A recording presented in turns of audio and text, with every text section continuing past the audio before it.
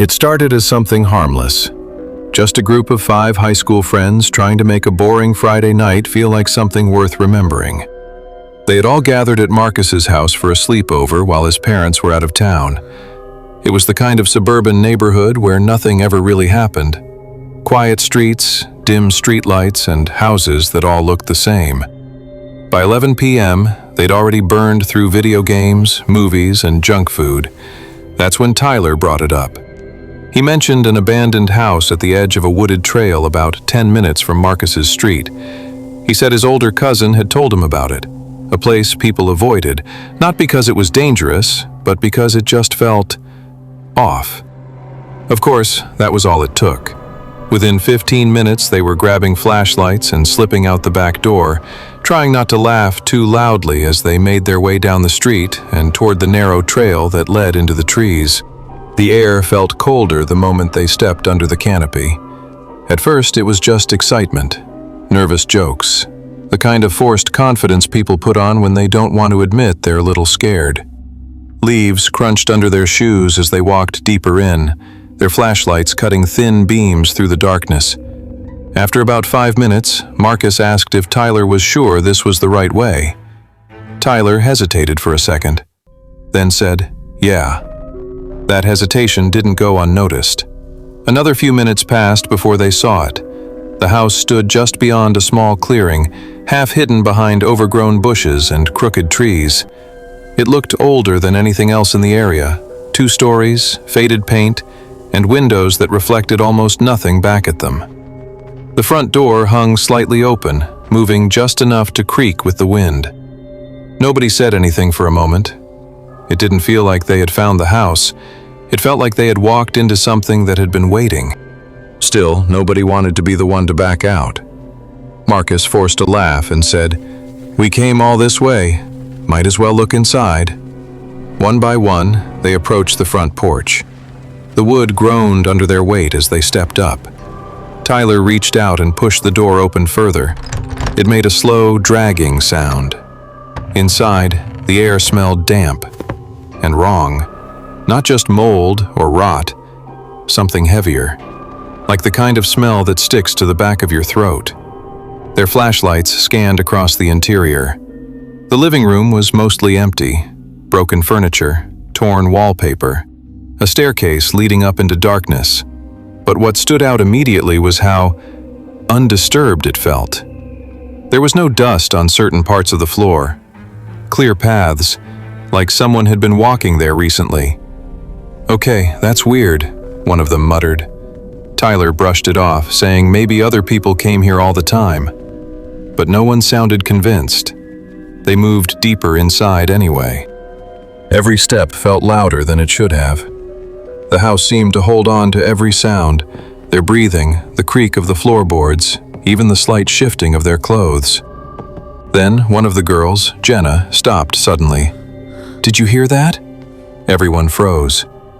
At first, there was nothing. Then, a faint sound from upstairs. Not a loud noise, just a soft dragging, like something being slowly pulled across the floor. Marcus immediately said it was probably an animal, but even he didn't sound sure. Tyler whispered, "We should check it out." No one wanted to, but somehow they all started moving toward the stairs anyway. Each step up felt heavier. The staircase creaked under their weight, the sound echoing too much, like it was traveling farther than it should. When they reached the top, the hallway stretched out in front of them, narrow, with several closed doors on either side. The air felt colder up there, thicker. That's when they noticed it. One of the doors at the end of the hall was slightly open, and it was moving. Not from the wind, it was shifting, slowly, like something had just touched it. Tyler moved first. He walked toward the door, his flashlight shaking slightly. "Hello?" he called out. No response. He pushed the door open. The room was empty, just an old mattress on the floor and stained walls. But the smell in that room was stronger, way stronger. Jenna covered her nose immediately. "What is that?" Nobody answered. Then Marcus noticed something near the corner of the room. Scratches. Deep, jagged marks carved into the wall. Not random. They looked deliberate, repeated, like someone had been marking something over and over again. Tyler crouched down near the mattress. That's when he saw it. A pile of things shoved halfway underneath. Clothes, old ones, different sizes, different styles, like they didn't belong to the same person. And mixed in with them, something that made him freeze. A phone. Modern. Not broken, not old, just sitting there. He picked it up slowly. The screen lit up. It still had battery. And there was only one thing open on it. The camera, front-facing. Tyler stared at the screen. At first, all he saw was himself and the others behind him. Then, something shifted in the background. Something behind them. He turned around instantly. There was nothing there, just the doorway, the hallway, empty. "Guys," he said quietly. They all stepped closer, looking at the phone. The camera was still on, still pointed at them. And then it happened again. A shape, tall, thin, just barely visible in the darkness behind them. But it wasn't in the room.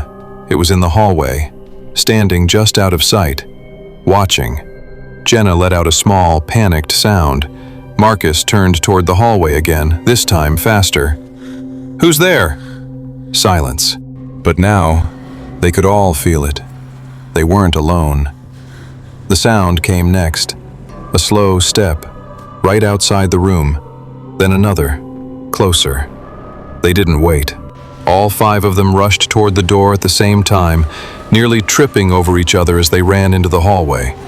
The flashlight beams shook wildly as they pointed them down the corridor. Nothing. No one.